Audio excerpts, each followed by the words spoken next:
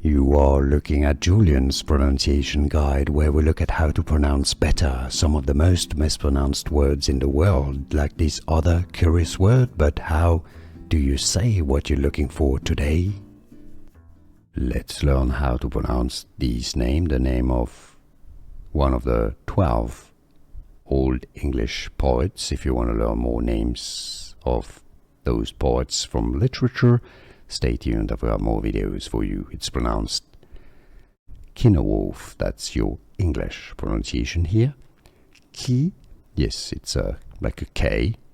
Ki, ne, a schwa sound. Ki, ne, wolf, like a wolf, right?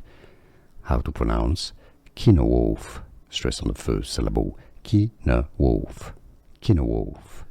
Here are more videos on how to pronounce more confusing words and names too many mispronounced. Like this video if you found it useful. I appreciate your support. I'll see you soon and thanks for watching.